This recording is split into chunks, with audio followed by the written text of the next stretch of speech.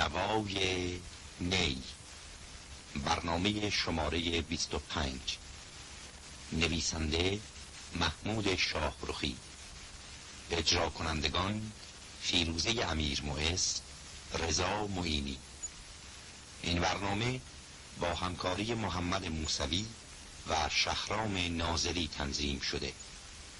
صدا بردار حسن درخشان. تهیه کننده برنامه مهدی سدیفی.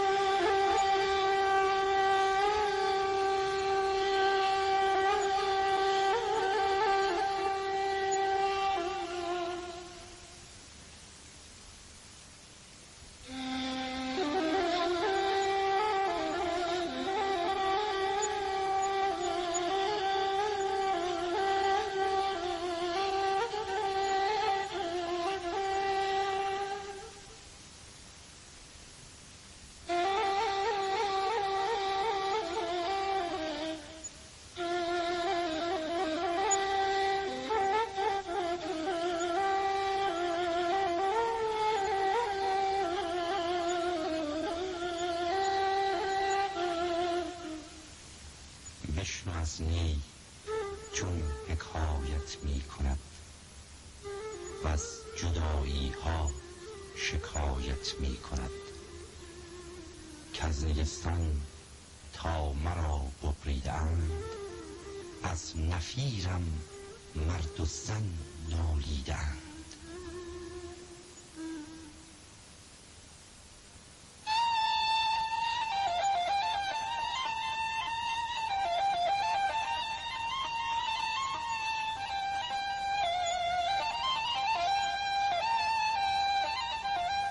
به نام پروردگار بزرگ که حول و قوت مخصوص اوست و کبریایی و عظمت مرو را زیبنده و درخور، و درود بیشمار بر روانهای پاک و جانهای تابناک انبیا و اولیای عظام که سر تسلیم و عبودیت بر آستان کبریای او نهادند و در حق فانی شدند و بدو بقا یافتند.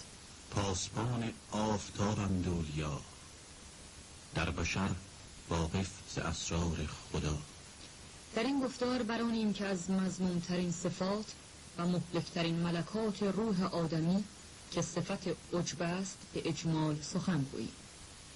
چه این خصلت مشؤوم از عظیمترین و خطرناکترین آفت هاست که گریبانگیر آدمی می شود و سرانجام او را به درکات شقاوت و تیر روزی می افکند و فاجعه های غیر قابل جبرانی به بار می آورد. دوزخ است این نفس و دوزخ اژدهاست، کو به دریاها نگردد کم و کاست. بی تردید عجب و خودپسندی مولود غفلت و بیخبری و عدم توجه به حقیقت جهان آفرینش است، بدین معنی که آدمی جهان هستی و قدرت لایزال حضرت حق را نشناخته و به عجز و ناتوانی خود در جنب عظمت و جلال و کبریایی پروردگار توانا پی نبرده است. ما چنین من در جهان هیچ هیچ، چون الف او خود ندارد هیچ هیچ. قرآن کریم بدین معنی اشارت فرموده گوید نابود باد انسان، چه چیز او را به ناسپاسی و کفران واداشته است. مگر نه این است که خداوند وی را از نطفه‌ای پدید آورد و توان و نیرویش بخشید و راهش را آسان ساخت، سپس او را بمیراند و در حفره گور جایش داد.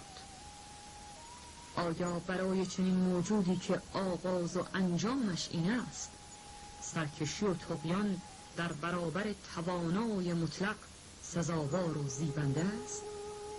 تو از آن روزی که در هست آمدی، آتشی یا خاک یا بادی بودی. گر بدان حالت تو را بودی بقا، کی رسیدی مر تو را این ارتقا؟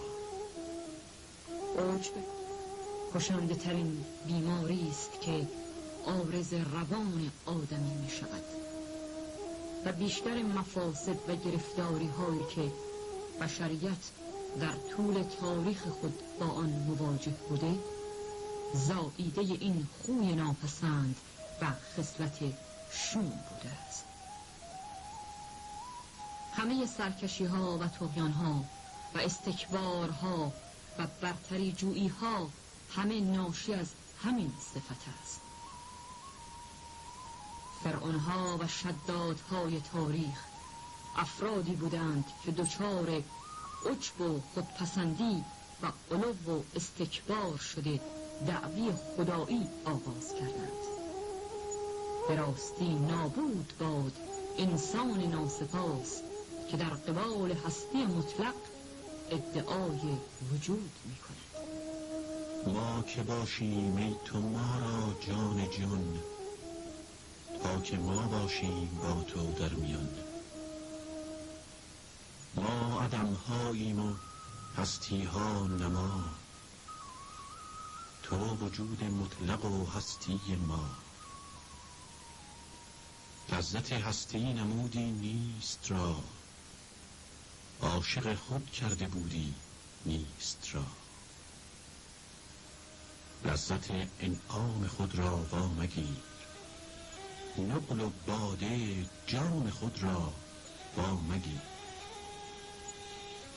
گر بگیری کیست جستجو کند، نقش با نقاش چون نیرو کند.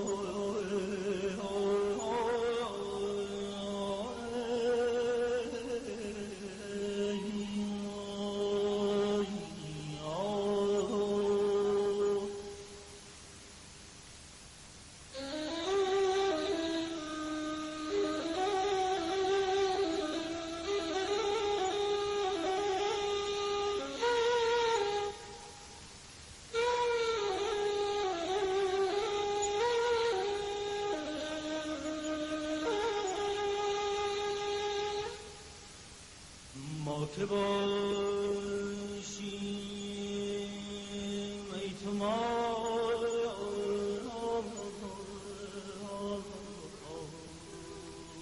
جان جان.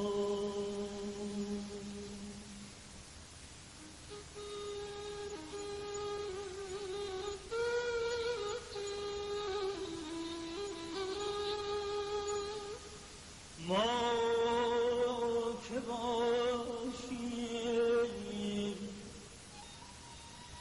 ای تو ما را جان جان، تا که ما باشیم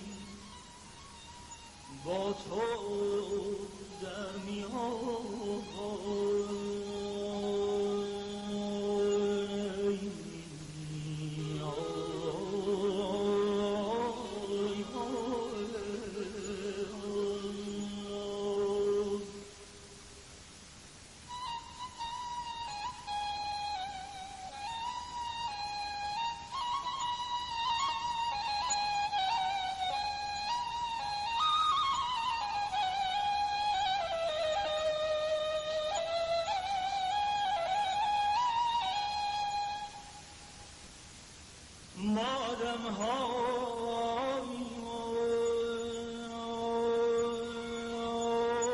هستی ها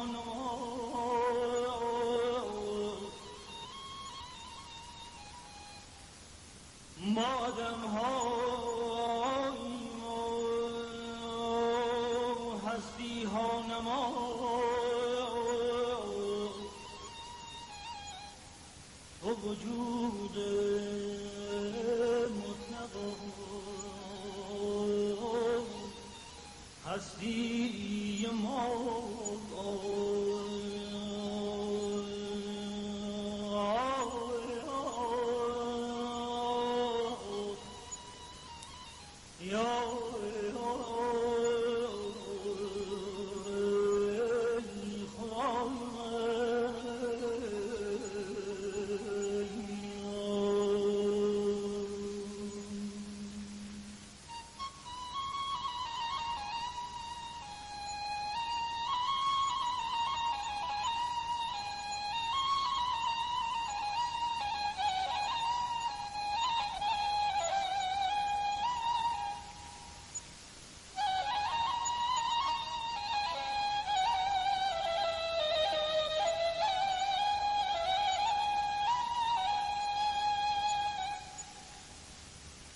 لذت هستی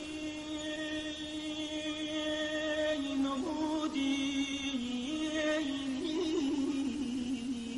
نیست را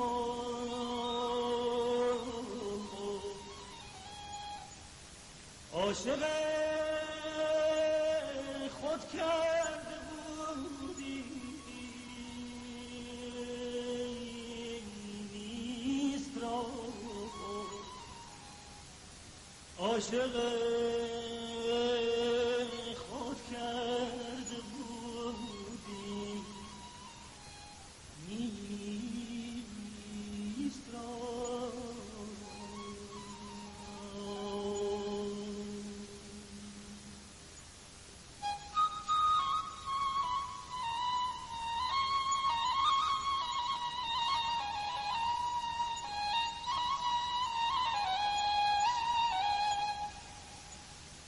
لذت انعام خود را با مگیر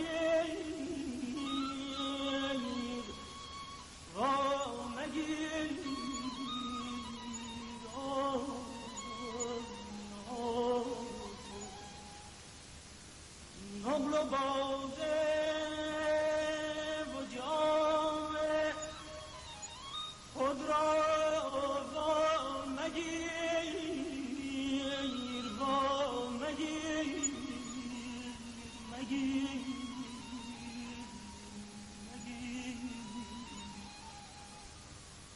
نقل و باده و جام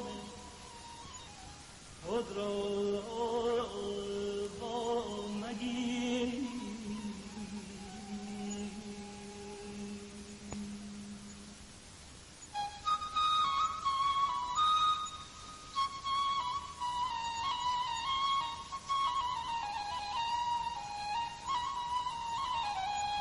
عجب و خود برتربینی و اعجاب به نفس از خصائص افراد حقیر و ضعیف النفسی است که اگر واجد حسن و جمال و علم و کمال و جاه و مقامی باشند سرکشی آغاز کنند و از باده غرور سرمست و بیخبر گردند و عربده بنیاد نهند که این منم طاووس علیین شده و این حالت مورود عدم شعور و منبعث از تنگ نظری و عدم حقیقت بینی است. بر مال و جمال خیشتن غره مشو، کان را به شبی برند و این را به تبی. مولانا در مواضع بسیار از مثنوی شریف خوی ناپسند عجب را مورد نکوهش قرار داده و سخت بدین خصلت مذموم تاخته است. او در ماجرای محمود و ایاز که داستانی بس دلکش و عبرت‌آمیز است اعجاب به نفس را به باد انتقاد می‌گیرد و به شدت آن را تقبیح می‌کند. شرح ماجرا چنین است: محمود غزنوی را برده است به نام ایاز که او را سخت عزیز می‌دارد و دل در گرو محبتش دارد و به انواع خلعت‌ها و بخشش‌هایش می‌نوازد و ایاز را بیم آن است که این عنایات و اکرام ها موجب خودبینی و عجب وی گردد. از این رو چارق و پوستین عهد شبانی خیش را در خانه نهان داشته.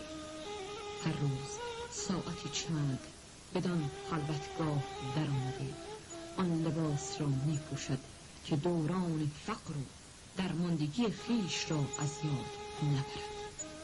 بازگردان قصه عشق ایاز، کان یکی گنجیست مارامار راز. می رود هر روز در حجره درین، تا ببیند چارقی با پوستین. زان که هستی سخت مستی آورد، عقل از سر شرم از دل می برد. 100,000 قرن پیشین را همین، مستی هستی بزد ره زین کمین. آری که سکرآور است شراب هستی و احساس وجود نمودن و فتنه جاه و مقام شدن، که این باده شوخ چشمان شوربخت را زود از دست میبرد و سراب قدرت و زرق و برق منصب و مقام زبونان ضعیف النفس را چه زود راه میزند و در وادی عجب و تیر روزی به هلاک و دمارشان میسپارد. اینان هرگز به این نمیاندیشند که این هستی عاریت که روزی چند نصیبشان شده چنان شعاع آفتاب است که بر دیوار تابیده باشد و ساعتی چند آن را روشن سازد و سپس پرتو خود را از آن باز گیرد. این نمود نتیجه شعاع فیض حضرت حق است جل و علا. خود چه باشد پیش نور مستقر، کر و فر و اختیار بوالبشر. گوشت پاره آلت گویای او، پیه پاره منظر بینای او. مسمع او از 2 پاره استخوان، مدرکش 2 قطره خون یعنی جنان. این تکبر چیست غفلت از لباب، منجمد چون غفلت یخ ز آفتاب. پیشوا ابلیس بود این راه را، کو شکار آمد شبیک جاه را. اما آنان را که دیده دل به نور معرفت و یقین روشن گشته و به اسرار جهان هستی پی برده اند، هرگز این سراب‌های فریبا راهشان نمیزند و در زیر نمود کف حقیقت دریا را می‌نگرند و در هر حال و مقام به عظمت و کبریای ذات مطلق ناظرند و هرگز دل بر این نمود کاذب و هستی عاریت نمی‌بندند. آنچه در صورت تو عاشق گشته ای، جان چو بیرون شد چرایش هشته ای. صورتش بر جاست این زشتی ز چیست، عاشقا وابین که معشوق تو کیست. چون وفا آن عشق افزون می کند، کی وفا صورت دگرگون می کند. پرتو خورشید بر دیوار تافت، تابش عاریتی دیوار یافت. بر کلوخی دل چه بندی ای سلیم، با طلب اصلی که پاید او مقیم.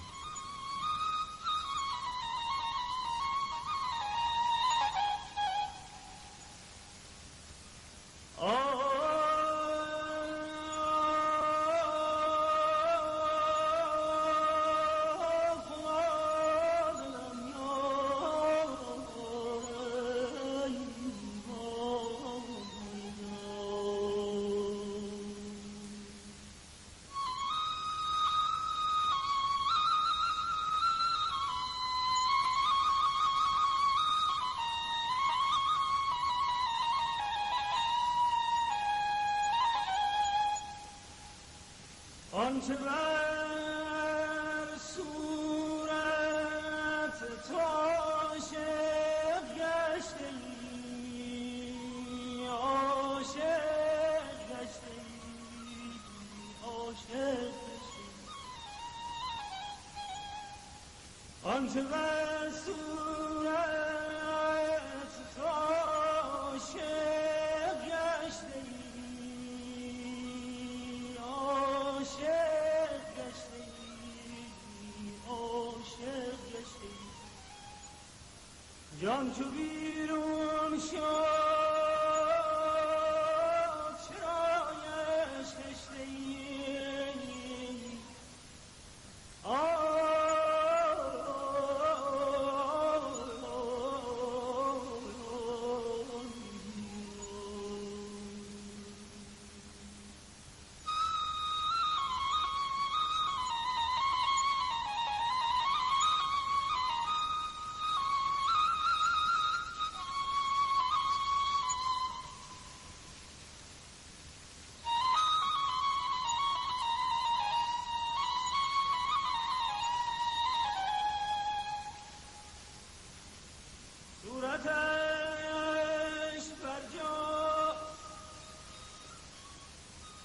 صورتش برجاست این زشتی ز چیز عاشقا، عاشقا ببین که معشوق تو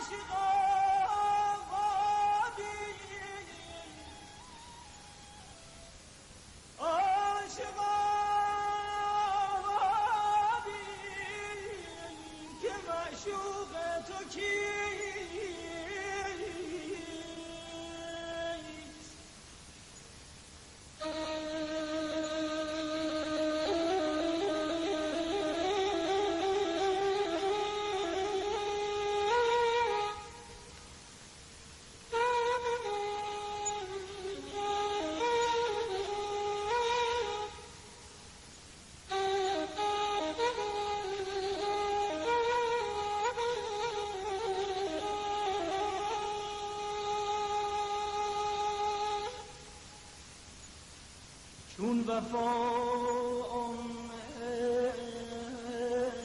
عشق افزون میکند، افزون کی وفا صورت بگردون میکند.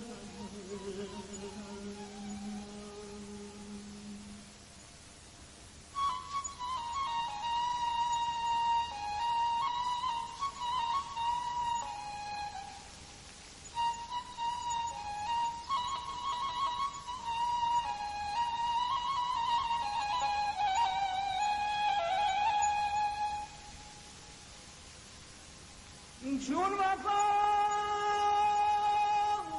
عشق افزون میکند،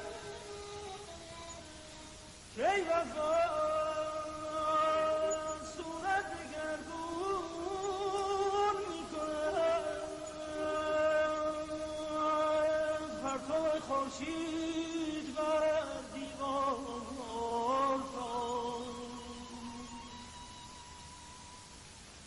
تابش عاریتی دیوار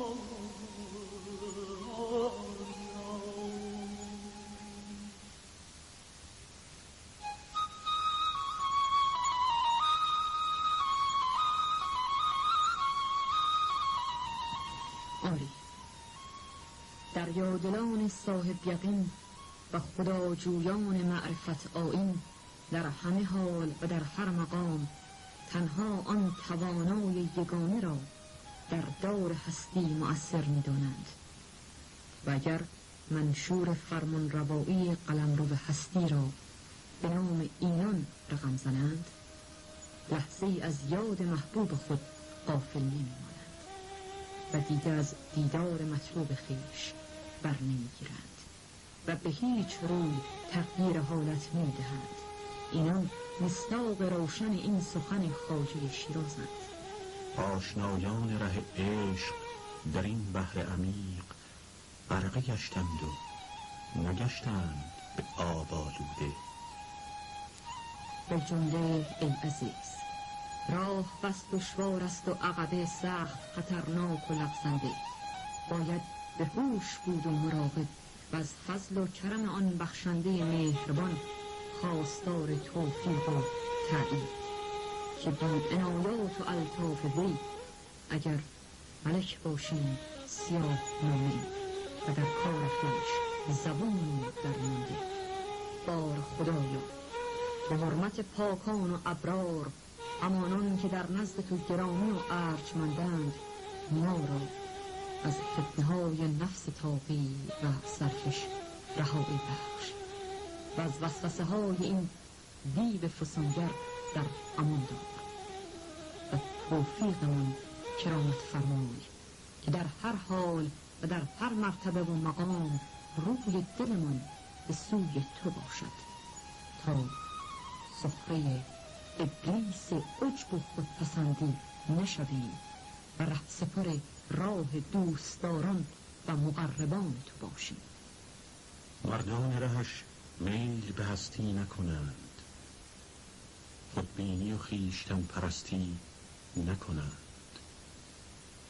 آنجا که مجردان حق می نوشند، خمخانه تهی کنند و مستی نکنند.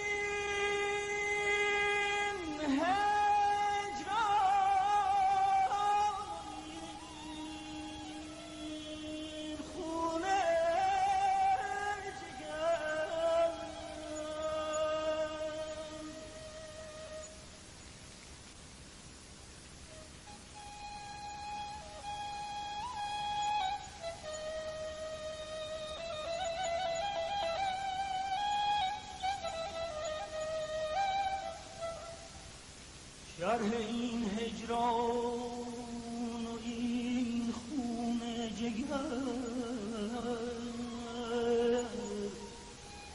این خون جگر،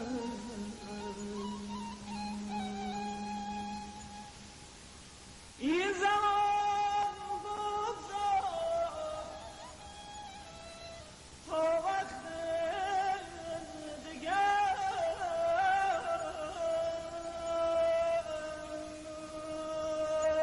این زمان بگذار، این زمان بگذار تا وقت